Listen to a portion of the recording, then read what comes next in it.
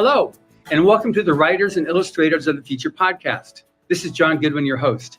This podcast is dedicated to the aspiring writer and artist and will provide inspiration and tips from top professionals in the field. If you've been listening to this podcast or are new to it, I thank you very much. I would also appreciate if you took a moment to follow it on whatever platform you use to listen to your podcasts. Today's guest is Scott Dickey, the CEO of Podium Audio. First off, as to Scott, over the past 25 years, he has become an industry-leading CEO with 4 consecutive successful exits across media, consumer products, event entertainment, and sports. In 2019, Scott partnered with Presidio Investors to take the helm as the CEO of Podium Audio. For those of you who haven't heard of Podium, they are probably the fastest growing audio publisher globally, with particular emphasis on science fiction, fantasy, and romance. As to Podium, the company gained international notice for turning once unknown author Andy Weir's ebook, The Martian, into one of the most successful audiobooks in the world. Welcome, Scott. Thanks, John. So nice to be here. Yeah, it's great. And it was actually suggested to me by Michelle Cobb, the president of the Audio Publishers Association, to interview someone from Podium. So I'm very happy to be able to speak with you today. That's great. Thank you. Thank you, Michelle. Yeah, and I'm very familiar with your products, at least with Craig Allenson and Andy Weir. I loved the Project Hail Mary with Ray Porter as the voice, but I totally am enamored with Craig Allenson's Expeditionary Force with R.C. Bray. It was just like he was made for that book, or the book was made for him, whichever it was. It's a perfect fit. So I met some of your staff last year at Salt Lake City FanX. You had this huge booth. I was like, who are these guys? I'd never heard of you before. And then is a huge stand, and they were really energetic. They were just like really outgoing, going. You had all these games and the wheels spinning and all kinds of stuff to get people, attract them to find out about you. So now that I've been able to connect at least 2 of the dots, let's start off with, how did you end up taking the helm of an audio publishing house? No, it's a great question. And just to backtrack, R.C. Bray, Bob, and Craig, it's been a magical partnership between the 2 of them, and we've just been honored to be in the middle of it. I don't know if you saw, but the latest release of X-Force called Match Game, Book 14, launched in early June and hit #1 on Audible worldwide. So that was pretty exciting. But yeah, no, it's interesting. I've been in media and content, and very focused on kind of the digital content ecosystem and what was happening with social media and kind of rising influencers and on YouTube and social media, and I had built a business that was mirrored after the Netflix model in the automotive sector, and I had sold that to Discovery Communications, and I left that business after a year after the sale. And I was very intrigued with what was happening in audio at the time. We had launched a podcast and our business, and an off-road truck podcast that was gaining a lot of acclaim. And I was fascinated with the growth of podcasts, and living in LA and getting a fair amount of windshield time and traveling quite a bit. I was getting into it personally myself. But the challenge with podcasts, I think, at times is the revenue model, right? Is the monetization model. And it being ad supported. And I just run a big business that was all advertising driven, was all non-recurring ad revenue. And you're kind of only as good as your last deal. And every January you wake up and your revenue is basically back to zero. And I was fascinated with the e-commerce side of the equation. And that's what led me to audiobooks, because the model, while the storytelling is largely similar, a long form podcast is very similar to a mid-form audiobook, but the distribution and the monetization is very different. And I found it fascinating that this was all DTC e-com, and it was all around people's fandom and interest in genre fiction, and that's really how Podium started, as you mentioned, and that's really the core of the model today, is helping those authors build those fan bases and do the best work that we can to monetize their works, both in ebook and audiobook, but predominantly audio. That's amazing, I understand, because it is such a like I said, it's such a broad growing industry right now with this, and what you've taken as your model is that, and this is something that's been very, I think, appealing to the show's listening audience. And I found this on your website, was this statement: while we do consider submissions from literary agents and managers, we're proud that the vast majority of our title acquisitions are independently published by extraordinarily talented authors through Amazon's Kindle Direct Publishing platform. That's just like way awesome. So how'd you end up with that as your publishing model? Well, the founder, Greg Lawrence, was really, his passion, being in audio and in his career and an engineer, and also a science fiction fan personally. He was always culling, through Kindle, through Amazon for his next best listen, and he realized the opportunity to help emerging, rising storytellers that were self-publishing and distributing inside of Kindle. He saw the opportunity to help them recreate those works in audio and then monetize inside of Audible, and then really lift the visibility of that content and the relationship between Audible and Kindle inside of Amazon. And so we saw an opportunity to scale that in a much more data-driven way. Greg and his team did it in kind of a manual curation process, right? More of an art form. And we saw the opportunity to turn it a little bit more into a science and to scale it more quickly. One of the things that's really interesting about Kindle is, being able to see the ranking and the trending, both in Audible and in Kindle. And we use those, that data as a means to identify emerging IP and try to identify quickly, faster than, that many other people in the industry can when they're just culling through it manually. Yeah, and one thing that too is you've gone after and gotten an audience that these other publishers don't get, or they wouldn't see for a year or 2 years down the road. So you're able to go in and just have everybody else pick them off, and Yeah, and it's nab them. interesting. I mean, the indie market's hot. Yeah. It is taking share from traditional publishing in a very rapid, clear manner. And a lot of it has to do with indies, being able to disregard print and really focus on digital formats. Obviously, in Amazon, in ebook and audiobook, but even on other platforms like Royal Road, and distributing your work on Patreon and building patrons and building fan base.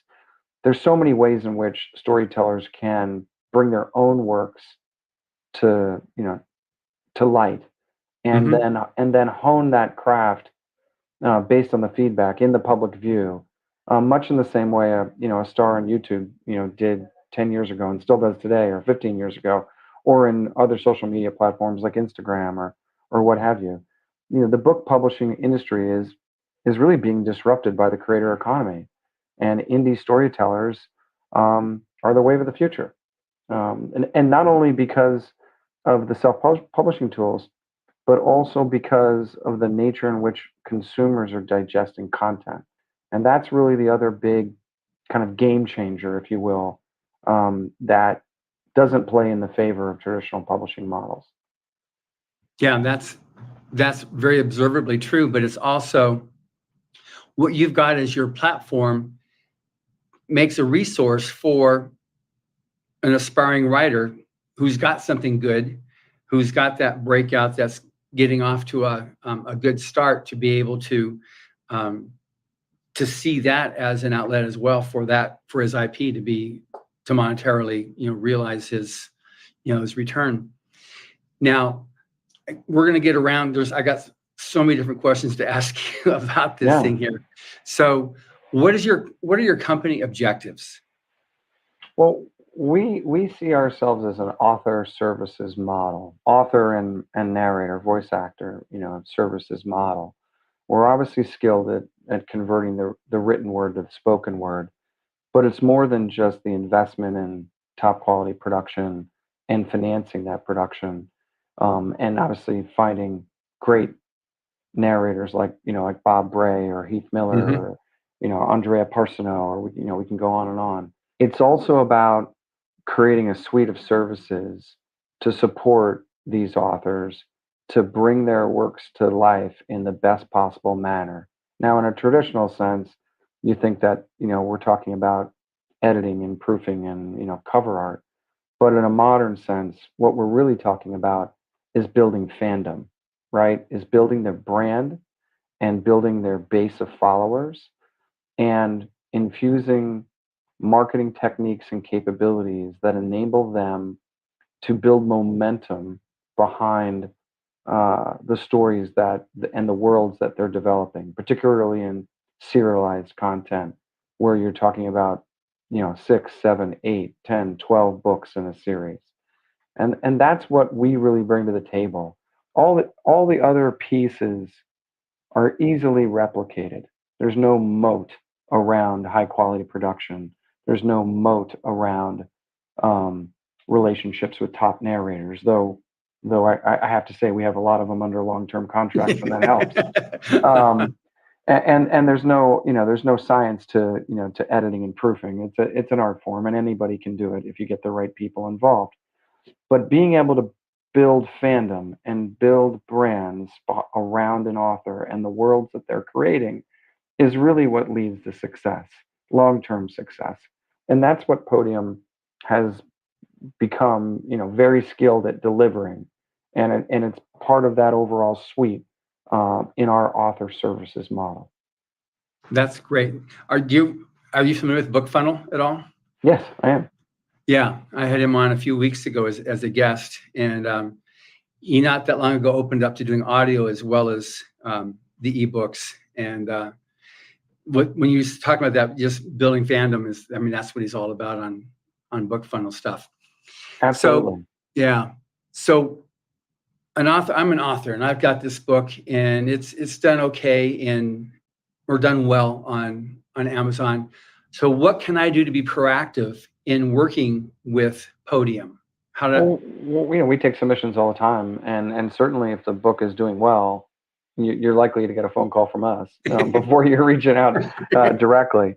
We've got a robust acquisitions team that is looking at the data on a daily basis, and we're going to publish over 1,200 titles this year alone.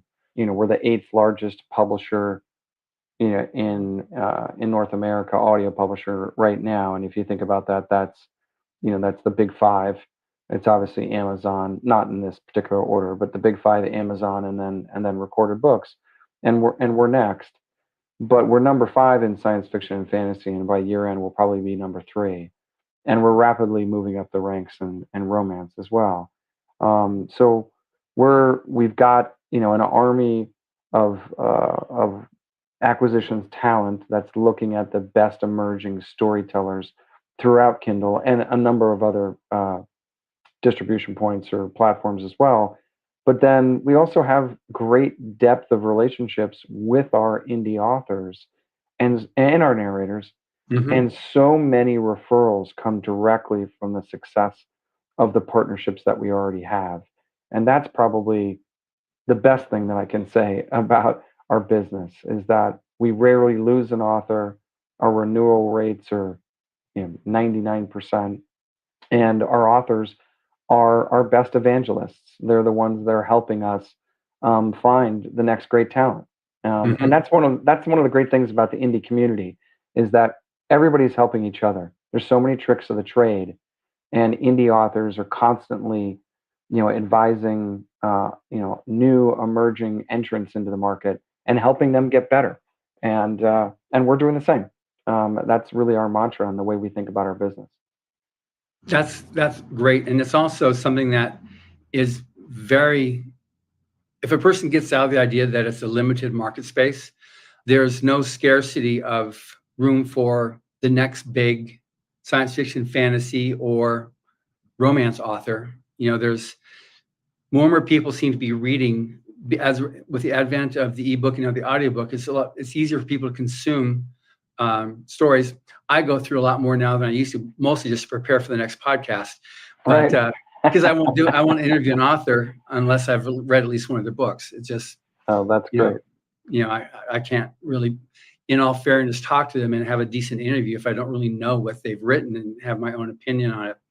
So I'm definitely those high-end consumers. But for the aspiring writer, and that's what we do with Writers of the Future, is in Illustrators of the Future, but this is mostly now for Writers of the Future. We're working on like tips and advice that can help you expand, with trying to move from being its avocation to the vocation, how to go to make something and fully monetize your intellectual property. So it's not just the ebook, but the audiobook as well. So how important then when an author comes to you that they're able to present with their name, Facebook, 12,000 followers, Twitter, 15,000 followers, Instagram this, TikTok that. Does that help on your decision-making process? Certainly it's a factor, but it's very rare, that we'll see an author who is emerging that already has, a successful, fan base or, depth of a fan base. Usually that comes over time. And that's part of the service that, that we like to provide, right? And is to help increase their organic, followers through, all social media handles. And we'll work really hard with them to do that, because once you have that loyal fan base, and we saw it with Brandon Sanderson this summer, right, with the Kickstarter, right? When you have that big a fan base, you can think about all kinds of new and interesting ways to distribute and package your content. So it's rare that we see somebody, come in out of the gate with a big following. So I wouldn't say it's a math, I wouldn't say that was a critical part of the equation. Really, for us, it's, what kind of traction, the story is getting if it's already been released. And then through that, how good is the story? How good is the product? And what are the ratings? What are the reviews? What are people saying about it? In the end, it's always about the quality of the storytelling, no matter what. There's been a lot of author marketers, is what we like to, refer to them as. And I think those days are largely over for the most part, because you got 20,000 books being published every week in Kindle. And so the idea that you can, run an ad campaign inside of, the Amazon ecosystem and lift awareness and then monetization of the story, it's just not as easy as it used to be. You could do that 5 years ago very successfully. You could spend against it. And a lot of folks still spend, and so do we, but we spend carefully, and in a very targeted fashion. I think the real trick is spend the time to really develop the story, have beta readers, have people give you feedback, hone that craft with input from people that are interested in your work, and keep refining it. That's the best path to ultimately getting, kind of visibility and then ultimate monetization, right? The more people that are talking about your story, the more people that are there reviewing and rating your story, the more likely it is to bubble up and surface to the level where it's going to be seen. I get it. Now, what are the different services that Podium offers to a writer? Says, okay, I got this story, it's doing good. I've, like with some of our other offices where I talked about when I think it was Craig talking with him, and he just put 3 books up and didn't know anything. He had, and all of a sudden he started getting traction on it. He didn't really know what was happening. I asked him, what's your model? How'd you do it? He says, I wrote 3 books, put them up, and kind of like it started going. I got $100 and I got $1,000. It's like he had $300 assigned in his budget, which he didn't spend. It was just kind of like, it moved so fast. So obviously I wouldn't call him the rule in that case. No, those are rare instances, but they happen. They happen all the time. I mean, this week, one of our most amazing authors, Shirtaloon, who's got a breakout smash hit called "He Who Fights with Monsters." It was #2 this week on Audible. I think it's still up in the top 10, top 20, and that was book 6. Book 1 was released last March. Was the first book. So a little over a year ago, and then we've been releasing 1 a quarter. But Shirtaloon gained kind of notoriety on Royal Road, and by building patrons in Patreon, and that's where we discovered him. And he had built a great story that people were falling in love with, and then were buying early access to it and becoming patrons. And so he was monetizing, a daily release cadence against that story, against He Who Fights. And we went to him in partnership with Rhett Bruno at Athon, who's become a very solid boutique publisher for indie authors. And Rhett and Steve and our publisher Victoria and myself, talked to Shirtaloon about packaging up this daily content that he was releasing on Patreon, and packaging it up into a book. So part of our service there was, convincing him that he could still do what he was doing in Rural Road and Patreon, but then repackage the same content and monetize it in Kindle and an Audible. And he's on the verge of being a New York Times, best-selling author. An amazing story. Yeah. But they're out there. We find them.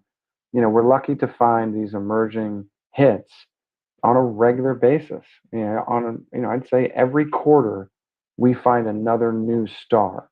And you don't have to sell 20,000 books to be a star out of the gate. If you Right. can sell 2 to 5,000 out the gate, you're on your way, because you can start to really build off of a solid foundation of 3 to 5,000. That's great. Now, what about foreign authors? This podcast goes out to over 100 countries, and so there's a lot of people in UK, Australia, South Africa, and even throughout Europe and Asia who listen to this. And we've had multiple winners over the years from these countries on Writers of the Future submitting to it. So what about them? How do they fit into this mix? Because they're not necessarily... Well, if they're publishing inside of Kindle, we'll see them. If they're inside of, we predominantly operate English language. We're about to launch our top IP into 5 languages in Europe, in French, Spanish, German, Italian, and Polish, in partnership with a tremendous publisher in Europe called Saga Egmont. Saga is one of the leading audio publishers in Europe, and so we partnered with them to take some of our top IP into foreign languages in Europe, and then they've assigned some of their top IP to us to bring it here to North America in English. So we're signing a lot of foreign authors on a regular basis, whether it's Asian wuxia, Xianxia, whether it's diverse romance, paranormal romance, lit RPG, obviously mystery thriller. We do a bit of nonfiction as well. We're seeing a lot of authors from all over the world pop up and emerge inside of the Amazon ecosystem, and our ability to identify them quickly, gives us an opportunity to pitch them on our services and then bring them into our stable. So I don't know what percentage of we've got 1,000 authors under contract now, and some of them for multiple series. I don't know what percentages are U.S. based authors. I should know that. It's more than 50%, but not dramatically more than that. I get it. So then for someone who is listening to this right now, they're in UK, they're Australia, I said South Africa, or even in Italy or in Spain or any other country, their bets can be very much more covered if they are on Kindle, because they're not going to otherwise have that discoverability. Yeah, in English for us today, but there are many variations of what we're doing, obviously all over the world in foreign languages. Germany is probably the most most developed in terms of the analogous model to what we're talking about here in Kindle Unlimited and Audible, and we're seeing the emergence of more and more indie authors in those markets because of the platform and the ecosystem that Amazon's developed and created for these storytellers. So I think this is very early innings of a complete change in the way stories are published and distributed. The idea that you need to be anointed worthy by a literary agent or an editor in an ivory tower in Manhattan, and I'm a New Yorker, so I can say that, it's just antiquated. Right. And the idea that you're going to wait to SimPub with a physical book that's being printed on ever more expensive paper in China, and then being put on a container and stuck off the port of Long Beach, because I can say that because I live in LA. It's just antiquated, and the way people are consuming stories, the way Netflix and streamers have changed, um, episodic delivery of content and video, and the way people binge, episode after episode. That's the way people want to read and listen too. They don't want to have to wait 18 months for the next physical book to show up at my specialty retailer. And I still buy physical books. I'm just telling the truth. Demographically, it's in digital formats. The cadence of the storytelling's changed, and the monetization of those digital formats is taking share from physical print. Traditional publishers are healthy because audiobook market's growing, and physical books did really well in COVID. And Yeah. particularly, from an ecom perspective, as we all know. But the share of market that's being taken by indies is now, it's palpable, and you're going to see it grow exponentially over the next decade. Thank you. Yeah. So do you find, is there a sweet spot on story length that you publish, with audiobooks? If you're talking about Audible, and because it's a credit usage model, I subscribe for $15, and I get that one credit per month. Right. You get into this kind of credit worthiness consumer behavior. Now, Audible Plus, the lower all you can eat subscription tier, is changing that, which is tremendous.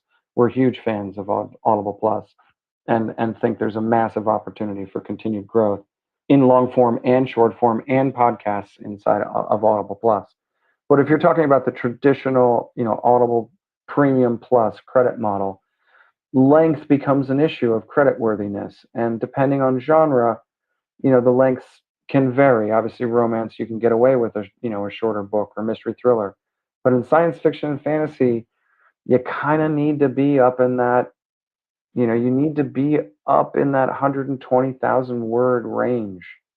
You have to think about it in words, obviously, as an author, but think about the conversion of those words in audio.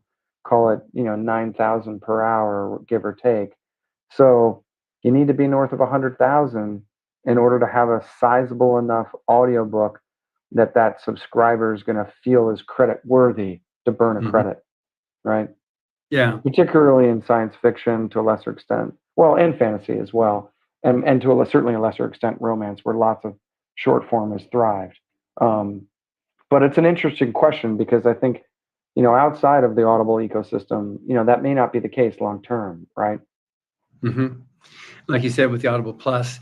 But yeah, I was just curious in that, because I know you've got the big five / now big four, are going after, they want one book from an author, maximum once a year. I mean, minimally once a year.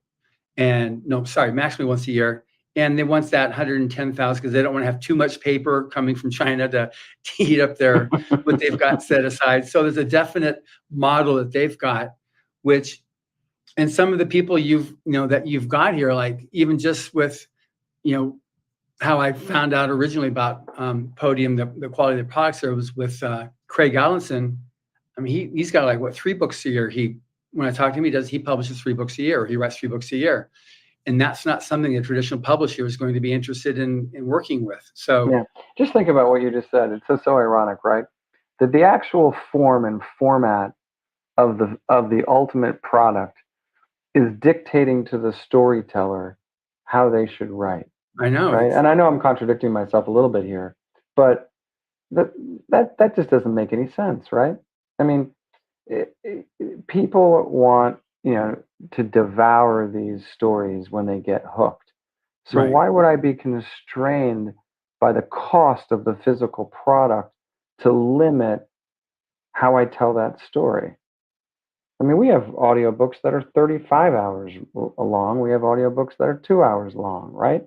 Obviously, the longer the book, the more costly it is to produce. So that therein lies the conundrum for any publisher.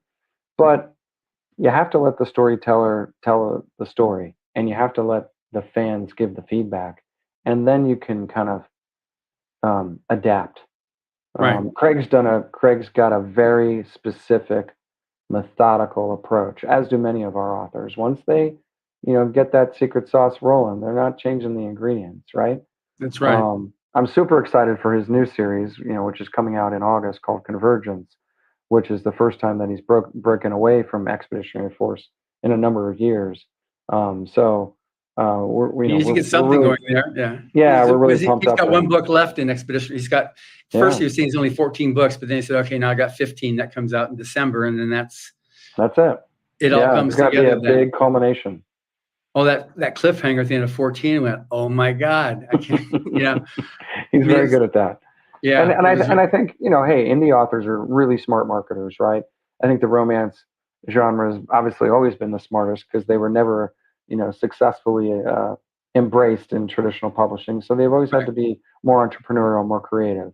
But the serialized nature of the way authors are bringing content to market now is so powerful, especially when we think about streaming down the line and, kind of per minutes listened kind of models. Those cliffhangers are critical to keep people, into the book for as long as you can, all the way to the end. The publishers are never going to let a book get sold, only a piece of it. They want to sell the whole book. But some of these storytellers, they don't necessarily need to subscribe to that model. So when things move from downloads to streams in some of these environments and platforms, you'll see the indies even take more share. Mm-hmm. So it's going to be a very interesting industry to be a part of over the next couple of years. A lot of movement. Absolutely. We have this, I don't know if you're familiar with the audiobooks that we publish, but one of them, Battlefield Earth, that's 47 and a half hours. We had 67 actors in there. And that's been one of Audible's best-selling. I mean, it's one credit. So it's for a listener, it really great value. For them, it rocks. Exactly. So now on quality of storytelling, we've talked about that a little bit. So when someone gets a book to you, how much do you rely upon your own people to do copy editing to make it audiobook worthy versus the author has to get it to you in a perfect form? It depends on the author, the stage of development. It depends on the deal that we've done with them. In many deals now, we're doing all rights deals, so we're acquiring the rights to the ebook as well. And then as part of that, we'll manage the copy editing and proofing and provide all those services. It just depends on how sophisticated the author has become when we enter into a partnership with them. Mm-hmm. But I think one of the most amazing things about some of the greatest voice actors is their ability to kind of on the fly kind of adapt to some of the story and do some of the editing and proofing themselves, which is not something that we recommend or that we rely on them to do. But the talent, and this is the other thing I think that's so different when you're talking about taking a product from the written word to the spoken word. You're really talking about an actor who's bringing the story to life. And that actor isn't a production expense, right? They're in an investment in delivering the best quality of that story in that art form, right? It's not another format, it's a different art form. And so we've invested quite heavily in our relationships with narrators. We launched a division of the company called the Audio Collaborative. We've signed multi-year agreements with many of these narrators at higher rates than they're charging other publishers because we're working with them on developing their voice, their brand, their following, their impact on our works that we publish. And we're taking a disproportionate share of their time, of their available time, so that we can deliver them again and again and again on the series that are really popping. Bob's a great example of that. We have a deep relationship with Bob Bray, and I've mentioned a few others at the top of our discussion. But we are huge believers in the ability of those performers, those voiced actors, to drive box office, to drive ticket sales. And by changing that mindset and looking at it through a different lens, you can also find room for success.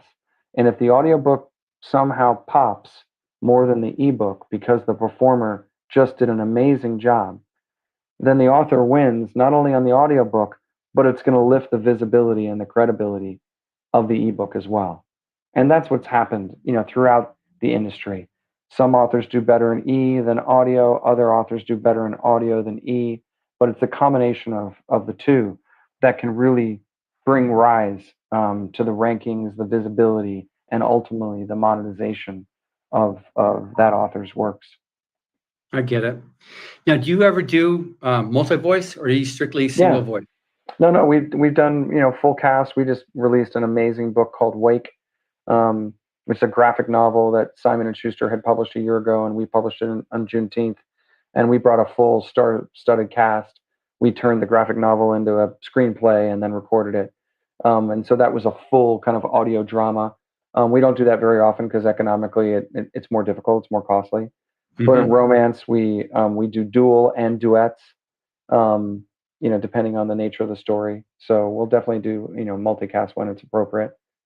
It's a high desire among a lot of authors, but not from a lot of listeners. Yeah, it's funny. It's like, I love multicast myself, but I talked to a lot of people, and they like it started off with my mom reading to me, my dad reading to me, and that it worked then. It still works for me now. I just like the single reader. And do you ever do like what LA Theater Works does on doing theater type performances? We haven't, but some of our staff have in prior lives. I mean, I think it's really interesting. I think that's what makes the industry so special right now in audio is that people are testing and iterating. Where the podcast arena and the audiobook arena are colliding. And I think the podcast industry has done a much better job early on in bringing more of a theatrical, more of a performance-based, more of a Hollywood approach to delivering these stories in the spoken word. I think publishers are now catching up to that. Again, different monetization models, different distribution models, but I think it's all about figuring out the consumer behavior and reaction and stickiness and engagement levels behind these different formats, and keep testing and iterating. That's the fun part. Is because it's audio, it's less expensive than video, more expensive still than the written word, but much less expensive than video. So you can really test and iterate much more aggressively than in other content industries, based formats. I get it. So the audio has been the fastest growing segment of publishing now for the last several years. When you get the book scan reports come out, and it just shows, at the beginning of the pandemic, when it had the previous year, it showed print and audio was actually down, but then audio is the one that actually brought it up and put the national publishing up the U.S. publishing up while the other segments were down. That was up. So it has been the fastest growing segment. Now, how do you see the future rolling out, and in what formats can we anticipate seeing the major growth in? Well, I think audio is going to continue to outstrip the rest of the industry in terms of growth. I made my comments earlier about print. Yeah. I think there's going to be headwinds in print, in my opinion. I think the ebook market will continue to see slow, mild, single-digit growth. What I really think is going to happen is you're going to see other platforms, other places in which people are delivering new stories, and it's happening whether it's Tapas or Radish or Webtoon or Wattpad or Royal Road and Patreon.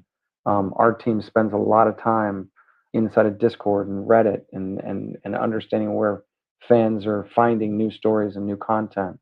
So I think there's something to be said for those emerging platforms that are providing other ways in which storytellers can deliver their product and hopefully make a living. So I think the formats are going to continue to evolve and change. But for now, Amazon is the dominant player and will continue to be the dominant player for the foreseeable future. And their growth internationally, I think, is going to open up more and more markets for indie storytellers in different cultures, in different languages, to find opportunities to self-publish. And so we're very focused on how do we replicate our model in other parts of the world? How do we accelerate our capability so we can apply it to the growth of Amazon that's happening all over the world? I get it. Do you ever publish one of those things on those little round discs that used to be little tape, but now we're CDs? Do you ever? Yeah, we've not spent any time on it. There's still a market, for physical product. Obviously, the library market, still buys a lot of product. And I know my colleague, my frenemy Josh Stanton at Blackstone, who's an awesome leader in the industry, has done wonders in the physical, in the physical audio space. So hats off to him. It's not been as a young company that's growing really fast. It hasn't been a focus of ours. And Josh and I have talked about, should we license our, rights to him so he can take care of it and manufacture and distribute it. And that's probably the right move. We just haven't gotten to it, to be honest. Shame on us for not having the bandwidth, but we're moving pretty fast. Well, this is good because I'm going to be talking to Anthony Goffin next month, or actually later on Great. this month. Yeah, so I'll be able to say, well, Yeah, this is they're what a great Scott said. So company. what do you, yeah, they are, and I've known Anthony for many, many years from his Hachette, and because I was on the board of the Audio Publishers Association for half a dozen years or so, way back Nice. when. Excellent. So the reason I asked that question about CDs is you've got the various listening groups. You've got like the boomers, and then you've got, you got your millennials, and you got Gen Z. And as you go on down, there's different formats that I would think that they prefer to enjoy their product in. Is that something that does that bear out as a correct conclusion or not?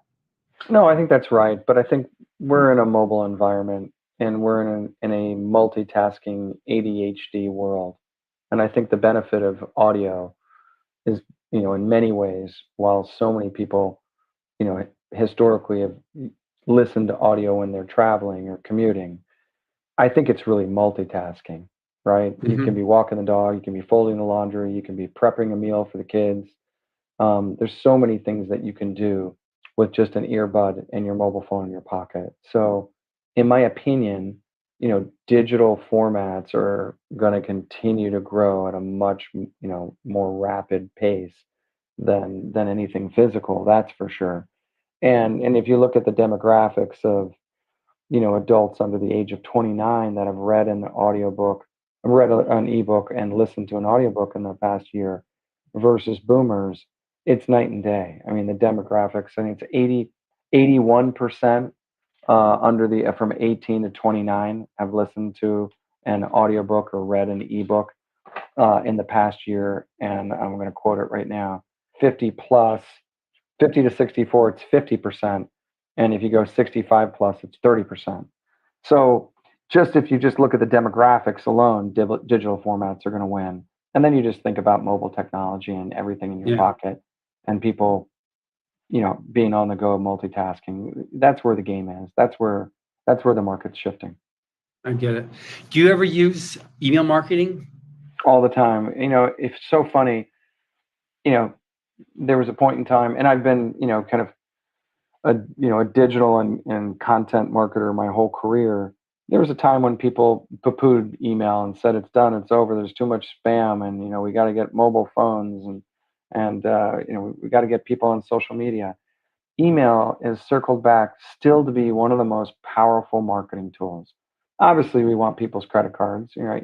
Depending on what kind of business model you're in, that's the holy grail. The mobile phone, the data, the credit card.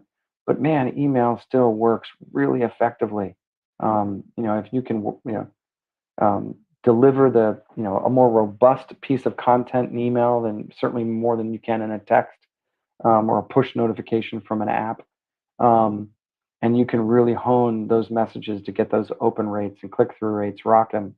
Um, Still a very, very effective marketing tool when you use it every day, all day. I get it.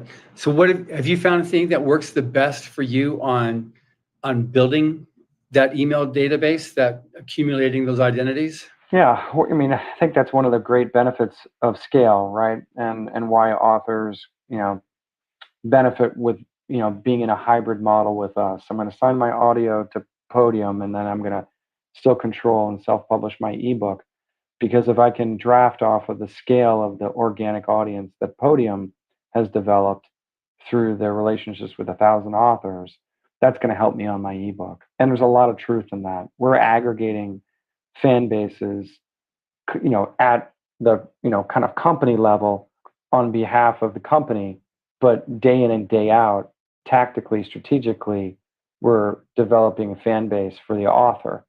And then we're benefiting from that, as the company, and the author's benefiting from that on their ongoing, their own database and their own fan following. So we're big believers in that, and it's, it can be costly, it can be expensive, and it can be a slow build, but it's invaluable over time. Right.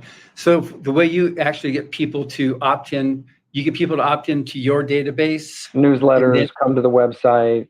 Obviously, we're promoting, via social, into our newsletters, into live chats, Discord, you name it. Like, any way we can get somebody to redirect and opt in to receive information from the company or from the author, we're all over it. And it can be expensive, when you do paid campaigns. sure. But you find moments of efficiency where you can really win. So we've been on a march, to develop a really robust database that then we can bring forth to our authors to help market, their works, and help develop, kind of pre-order demand, right? That Hmm. upcoming release, what's next, what's new, what's coming, what do I want to save my credit for? What should I be Yeah. what should I be watching out for? That's a big part of our marketing strategy and cadence in how we communicate to the fans. That's, I think that's really important, that, again, the people listening to this podcast, it is a team activity that's going to make you ultimately succeed. And I think if you're just trying to do it, I'm on my own here. There are success stories obviously out there, but by and large, is if you have someone like yourself at Podium, or it seems to be a bit more with the indies, because I think they're a bit more aggressive on the marketing tactics, and don't rely on, you got the big battleships that are going out there, and they just figure anything gets in the way, they just kind of like, will move out, and you're with them, and then it's going to go. That's not necessarily bearing out like it used to be, because of people's change of habits, of consumption habits. So I just think it's I think important that that's right. people, Yeah, I think you that's know, right. It's an iterative process, and it's an evolving landscape. And what, worked 18 months ago doesn't necessarily work today, right? And that's why the yeah, community that's why the community is constantly sharing information, and talking to one another. I love talking to Jeff Cheney and Jason Ansbach, two of our most successful indie authors, who are amazing businessmen in their own rights. Every time I talk to those guys, I learn something new. Or Bryce O'Connor at Wraithmark, or Rhett Bruno at Atheon, or Dakota Crowd at Mountaindale. All these guys are super savvy, super successful indie authors that are honing their craft and iterating and testing constantly on how they build audience and a loyal following. So it's a remarkable industry, and yeah, bring more people into the boat. Let's go. yeah, exactly. It's funny. When I interviewed Tom Doherty, he created Tor Yep, yep, Publishing, and so I had him as a guest a couple years ago. And when he started Tor, he picked it up because that would fit properly on the spine of a book. That's why I right. had, he picked that logo and that name there. But just what was happening back then in publishing versus, what's happening right now is just getting the evolution of it. I've had a few guests and they talk about just the history and the evolution of publishing. And you say, okay, it's over with, it's done now, and then it comes up bigger and stronger. So it's really interesting in this. Now, one area that I'm not talking about, which I'm very interested in, is the future of AI in recording audiobooks. I mean, it's getting really good. I don't know at what point it's going to be able to replace. But anyway, what's your take on AI? And then we can also narrow down also with, if you're a publisher in the United States, want to be able to publish foreign languages, if that's a viable resource. Yeah, absolutely.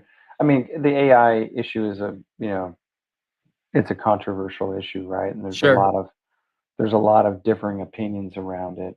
I think the one thing that we can all agree on is it's coming, and it's coming fast, right? To what Yeah. extent it disrupts the market, I think is that's therein lies the debate. I think as a genre fiction publisher, particularly in science fiction and fantasy, where so many of the characters and the places and the names are not, they're made up, right? They're not real. It's very difficult to kind of, to see AI, delivering, at the level of efficiency that it's being purported and being marketed as in genre fiction. And then if you really think about emotion, one of the most amazing things about the talented voice actors that we work with on a daily basis is their ability, to deliver that performance and that emotion behind, and create the suspense and the fear and the heartache and the panic. It's just not there yet in AI. Now they can manipulate it over and over and over and over and over again to get it there, to give you a sample that's comparable, but can they do it in a replicable, efficient manner that delivers what we already get at a lower cost at a higher scale? It's not there yet. It could be there. It's going to come. And I think SAG's being really smart. Our partners at SAG have done a great job of leaning into the dialogue, leaning into the conversation, which I think is the way that you need to be. Don't resist the change. Lean into it and figure out how to make it work. But for the time being, for the foreseeable future, we're investing more in the development of star talent that we believe not only drives additional sales, but it's one of the key emerging trends in consumer behavior. You start following a narrator because, man, this guy Heath Miller is amazing, or R.C. Bray, or Tim Gerard Reynolds, or Nick Bedell, or Luke Daniels. You just keep going down the list. Andrea, who I mentioned earlier, who's like our lit RPG star. Consumers are buying books now in many cases because they love the narrator, and they say, well, if that narrator recorded that book, then that must be a pretty good book. And so we're leaning heavily into that development and marketing strategy, and we don't see that changing for a number of years. Okay. Now, about, I don't know, maybe it's been 15 years now, with the Audio Publishers Association. This is with Anthony Goff. We did a marketing research, one of those, you're behind the double glass window, the see-through window, and you can see people. They were testing audios, and one of the things that came up, which at the time was a bit scary for me because I do high-end audiobooks that are real quality. I put a lot of attention on the quality of the recording, quality of the production, and these guys are really used to listening to audiobooks on their car radio. That level of an audio reproduction. So it didn't matter to them that it was a really high quality thing because they couldn't tell the difference. On doing these high-end things, there's like, I didn't hear it. So are you going after a specific market, or is it just now because the quality of the boom boxes that they used to go around with 20 years ago now are as high quality production, and the earbuds you get are such higher quality that you don't have that much of a concern over it? Because my concern was that you've got some people, and it's going to be also with with an author with no budget is going to go after the cheapest way that he can get his story onto an audiobook versus someone that wants to have I think quality. it comes through in the rating reviews. You see it, right? When it's poor quality production, the fans, rip into it, right? We've had problems in post sometimes where we've had to go back and re-record something and fix something and, upload a new version of the book, and give new metadata to Audible. It happens. But I think, we believe in high quality content in every format. We are a premium publisher. Now, traditional publishers may chuckle at that because we're largely indie, but just look at our numbers and look at our growth and look at our market share. And it's because we're delivering great quality product and consumers are devouring it. And that's the telltale sign. Are you posting wins on the board? And we're doing it every day. It's funny. One of our biggest audiences are truck drivers, and so I understand. Don't you know they're awesome? Yeah, because they listen to a ton of books, right? It keeps them engaged. So it's interesting. When you harken back to the days of cassettes and the like, everything's through the mobile phone now and through high quality earbuds. So I think sound design and special effects are really important points of trying to bring these stories to life. You just got to pick and choose when you're going to use them and when you're not going to. And sometimes it's about investment, right? Right. So now for someone to be able to, is it advisable for someone just to go to podium.com to find out what you got, or they just then go to Audible and you're going to find the top 30% of your audiobooks? Yeah, you can search. Podium. Yeah, you can. Everything's on Podium audio.com. Every book that we publish is there. Okay, so podiumaudio.com. Yeah, podiumaudio.com. And obviously you can do it inside of Amazon as well. And you'll see our top sellers. But yeah, I think we're well north of 3,000 titles in our catalog. As I said, we've got 1,000 authors in the stable now, and we're growing like a weed and hiring people and adding more staff, and so we're having fun. There's a great culture at Podium, a great vibe. And it's really all about being, singularly focused and consistent on our model. And that's helping provide the best quality services to emerging and existing successful authors. We're doing a lot of agenting deals, a lot of deals out of New York with, all kinds of Donald Mass and Janklow, and, you keep going down, literary, row. We're in the middle of it, but our core is remaining true to the independent market, and that's where we really see the opportunity. That's great. Well, this has been amazing. This hour went really fast, like I knew it would. So it's been great talking to you, and I really appreciate this opportunity. Thank you, John. I really appreciate the time. It was lovely. I loved learning a little bit more about your background and your history too. That was fun. Great. And thank you for listening. Subscribe to the Writers of the Future podcast wherever you get your podcasts. We've also been syndicated on the United Public Radio Network, where you can find these podcasts as well. Writers of the Future series can be purchased wherever books are sold in the US, Canada, the UK, Australia, and South Africa, and available everywhere via Amazon.com. Writers and Illustrators of the Future are contests created by L. Ron Hubbard to provide a means for the aspiring writer and artist to be seen and acknowledged. It is free to enter and open to amateur short story writers and artists of science fiction or fantasy. Again, thank you very much, Scott. Thanks, John. Really appreciate the time.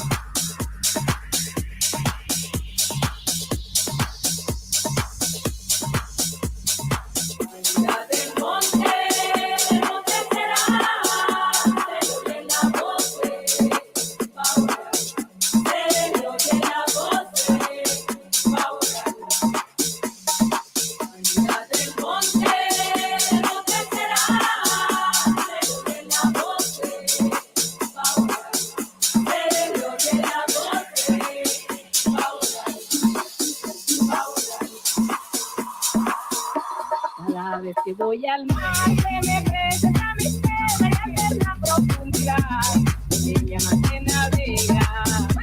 Del monte será, desde la costa, a volar, desde la costa, a volar. Un cielo va a cantar a las 5 de la mañana, el zafir y el sabor real. Va a volar. Desde la costa, a volar.